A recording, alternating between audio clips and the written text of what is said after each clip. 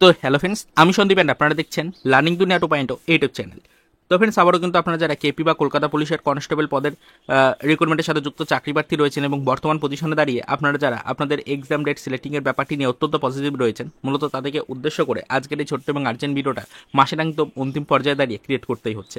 আজকে already April মাসের কিন্তু 28 তারিখ হয়ে গেছে এবং সপ্তাহের প্রথম দিন সোমবারের ডেট আজকে।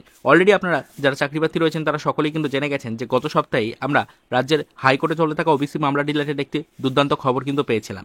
তো সেই সময় কিন্তু ফ্রেন্ডস আমরা জানতে পেরেছিলাম যে নতুন করে গত সপ্তাহের সোমবারের ডেটে হাইকোর্টে চলতে থাকা ওবিসি মামলাটিকে আইনজীবীদের পক্ষ থেকে মেনশন করানো হয়েছিল এবং খবর এসেছিল চলতি সপ্তাহে অর্থাৎ এই সপ্তাহে এই মামলাটি নতুন করে হাইকোর্টে উঠতে চলেছে এবং শুধুমাত্র এই ওবিসি মামলাটি হাইকোর্টে উঠবে না, এর সাথে রিলেটেড আরও পারিপার্শ্বিক একাধিক মামলা রয়েছে যেখানে কিন্তু রাজ্যের বেশ কিছু ডিপার্টমেন্ট রয়েছে, যেই ডিপার্টমেন্টের এগেনস্টে কিন্তু মামলা রয়েছে রিক্রুটমেন্টকে কেন্দ্র করে এবং তার সাথে সাথে অবশ্যই কিন্তু হাইকোর্টের ওবিসি রিলেটেড যে নির্দেশিকা রয়েছে সেই নির্দেশিকাকে অমান্য করছে রাজ্য এবং সেই এগেনস্টেও কিন্তু অলরেডি কিন্তু বেশ কয়েকটি মামলা রয়েছে। তো সেই সব মামলা কিন্তু উঠতে চলেছে একই সাথে হাইকোর্টে।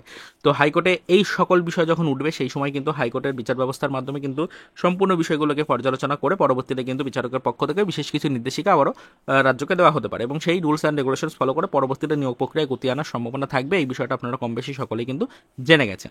তাই বর্তমানে কিন্তু নিয়োগ প্রক্রিয়ায় গতি আনতে গেলে আগে কিন্তু হাইকোর্টে এই মামলাগুলোকে নতুন করে হিয়ারিং ডেট পেতে হবে এবং এই মামলাগুলো নতুন করে হিয়ারিং হতে হবে।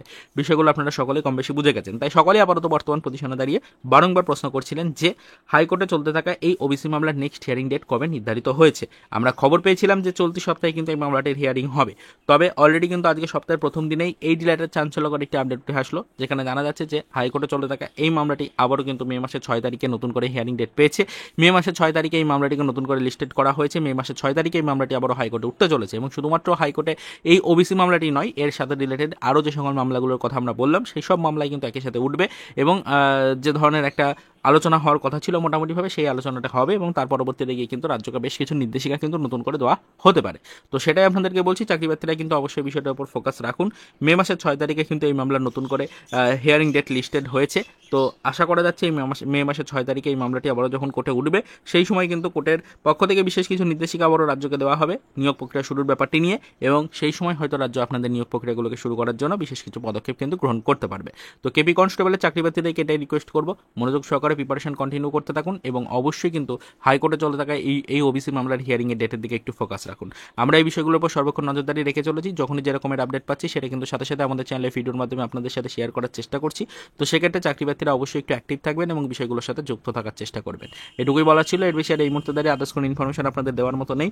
পরবর্তীতে আমরা এই বিষয়ের উপর নজরদারি রাখবো, সম্পূর্ণ সপ্তাহ জুড়ে দেখার চেষ্টা করবো এই বিষয়ের উপর আদার্স কোনো ইনফরমেশন বা আপডেট আমরা পাই কিনা।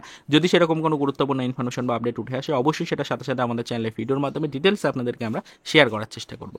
তারপরে তো এই পর্যন্তই, চলুন দেখা হবে নেক্সট ভিডিওতে। পরবর্তীতে আবার আমাদের কেপি কনস্টেবল রিক্রুটমেন্ট রিলেটেড কিছু আদার্স অফিসিয়াল আপডেটের সাথে।